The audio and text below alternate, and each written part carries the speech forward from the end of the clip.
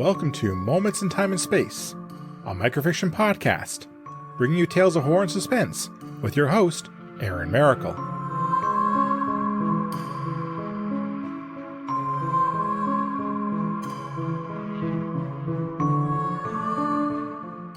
Hello everyone. Rick is a man who loves to complain. He feels that it's his job to hold everyone accountable for their actions. After all, without Rick, people will be able to get away with treating others poorly, delivering a bad product, or just not meet expectations of their customers. Recently, his favorite podcast, Daily Diaries, has been slacking off on releasing any new episodes. This is completely unacceptable, and Rick is going to make sure they know it. To the producer Daily Diaries, it has been several weeks since your last episode was released.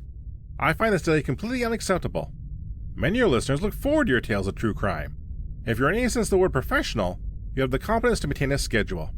However, if you run out of ideas or have realized your podcast is just garbage, I can understand why you stopped producing content. In closing, I hope you have the decency to give your listeners what they want and return to releasing episodes on a regular basis. Rick's stubby figure hit the send key, and he watched the message disappear from his screen. He leaned back in his office chair, the springs squeaking in protest under his girth.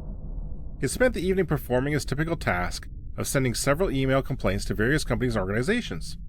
Rick knew that without anyone holding them accountable, these companies and organizations would not try as hard to deliver quality products and services. He scratched his round belly through the fabric of a dingy gray t-shirt and smiled. Every email he sent was a reminder to them that Rick was going to hold them accountable, and he was more than willing to put them on blast on social media if they failed to deliver. Most ignored his emails, but those that acquiesced to his complaints proved to Rick that his crusade was a just cause. The hour was growing late. Rick decided to call it a night. He still had a few more complaints he wanted to write, such as calling the grocery store, who had only sent 5 oranges in delivery order instead of the 6 he requested. He would tackle that tomorrow, and if things went as he expected, Rick figured he would get some free oranges and a discount on his next order for his troubles. At least, that was what the grocery store offered the last 3 times he complained. After powering down his computer and shutting off the lights, Rick made his way upstairs. He puttered around performing his bedtime routine that always ended with him peeking out the bedroom window. Under the streetlight, Rick could see his neighbor's truck was parked just a bit too close to the edge of his driveway. How many times do we have to call bylaw till his idiot neighbor got the message? Rick raised his phone to the window and prepared to snap a picture of the offending vehicle when the screen flashed with a notification. Daily Diaries. New episode, The Closet Killer. A feeling of satisfaction made a smirk creep across Rick's face. It looked like Daily Diaries was holding out on releasing a new episode for whatever reason, but thanks to Rick's complaint email, the podcast realized the error of its ways. Sometimes, you just had to call people out and shame them for their actions if you wanted to get anything done. After getting on a fresh pair of pajamas, Rick climbed into bed and turned off the light on the nightstand. He popped in his wireless earbuds and scrolled through the podcast app on his phone. He found the latest episode from Daily Diaries and hit the play button. Welcome back, fans of the darker side of human nature. This is Daily Diaries. This week's tale takes us to the town of Newburyport in Massachusetts. Located an hour away from Boston, this historic seaport was an important stop on the Underground Railroad. It is also where an elusive killer stalks the streets. Dubbed the Closet Killer, this unspeakable human has been committing gruesome murders for the past 2 years within the city. Rick's brow wrinkled as he gazed at his phone. He lived in Newburyport, but he had never heard of the Closet Killer, nor of any other serial killer terrorizing the city. There was no truth to the story, and if... Wait a minute. Anger began to boil up inside of him as Rick began to realize that the podcast was mocking him. They had read his email. Instead of addressing his complaint promptly, they made this episode as a joke. Oh, he would write them another sternly worded email in the morning, and they would regret their decision to make fun of him. On the evening of December 12th, Rick North had just climbed into bed for the night. With the lights out and a fan going to provide noise while he slept, Rick decided to listen to an episode of his favorite true crime podcast. The episode had barely started when Rick heard the sound of breaking glass coming from downstairs. Almost on cue, the sound of a window being broken somewhere in the house matched the sound effect produced by the podcast. Rick fumbled to snap on the light on his nightstand and sat up in bed, breathing heavily. Up until this point, Rick had assumed the podcast was trolling him for his complaint email. It had used his full name, today's date, as well as the town where he lived. Maybe he let the episode get the better of him and he had imagined the sound coming from downstairs. Rick shoved the podcast and quietly slipped out of bed. He picked up a wooden bat he kept by the bed for protection and tucked his phone away in the shirt pocket of his pajama shirt. He gripped the handle of the weapon in his hand and tried to convince his mind that it was all a big joke. He would go downstairs, find nothing, come back to the bedroom, and think about the nasty email he would write the podcast in the morning. They would be so afraid of what he would threaten to do in retaliation for this stunt that they would issue a personal apology. Rick crept over to the bedroom door and opened it slowly without a sound. He removed one of his earbuds and strained to listen. Long seconds slowly passed. There was nothing but silence. Summoning up some courage, Rick ventured out into the hallway and turned on the light. Nothing reacted to the sudden illumination, and Rick grew bolder. He made his way downstairs and began to venture through each room. Every light he turned on chased away the darkness and some of the fear he was feeling. Nothing was out of place, and no window was broken. Rick completed his inspection of the downstairs and returned to his bedroom. The anger had returned as he thought once more about how the podcast had fooled him into being so paranoid. It would not simply be enough that he wrote a complaint to them. He would do everything he could to get them banned from their platform and shamed publicly. Back into bed, Rick climbed, and he fished his phone out of his pocket. He knew that listening to the rest of the podcast would only make him too angry to sleep, but Rick had to find out how far the insulting episode went with his story. Would there be a twist at the end with a taunting message? There was only one way to find out, and Rick hit the play button. After a careful inspection of the house, Rick found nothing out of place. Every window was intact, and the doors appeared to be locked.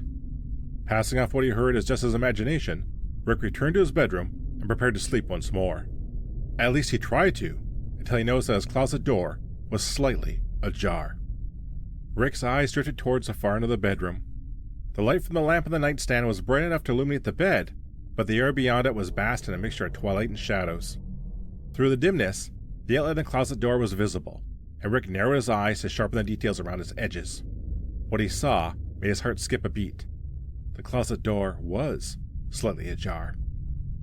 There was some doubt in Rick's mind if he had left the closet door open before he retired for the night.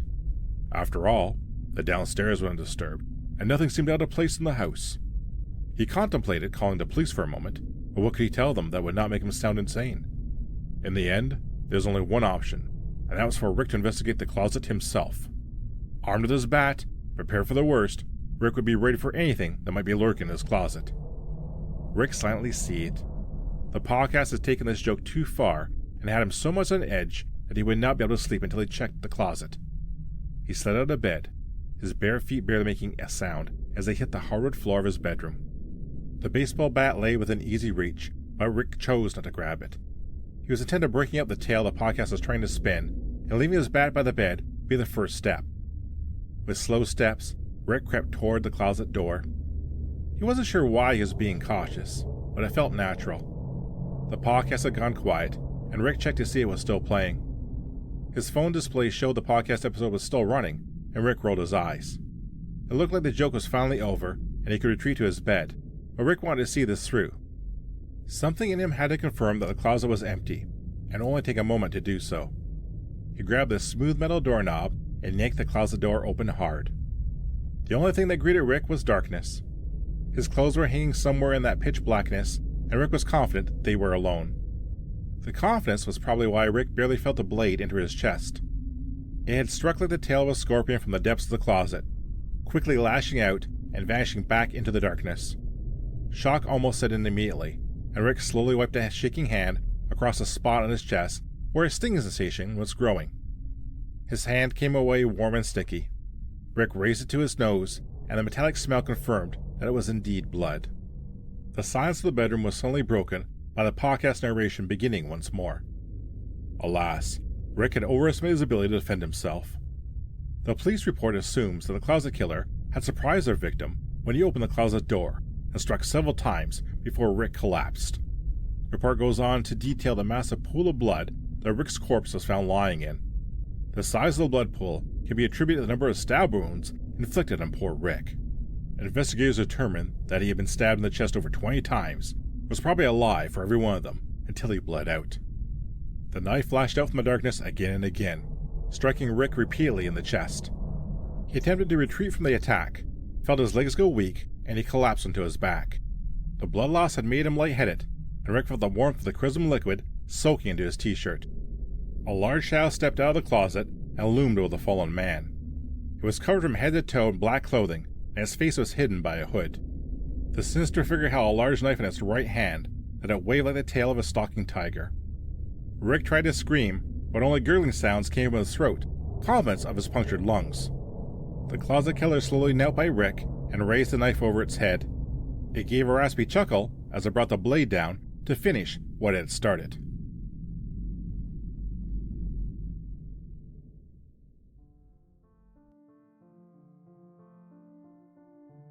Sometimes the squeaky wheel gets more than grease. Thank you for listening. If you like what you heard, please subscribe to the podcast and leave a review. You can also follow me on Twitter at MomentsInTAS. Feel free to recommend this podcast to others and help it grow. The opening and closing theme is Creepy Night by Daniel Carlton. Until next time, be safe, be smart, and be well. See you soon.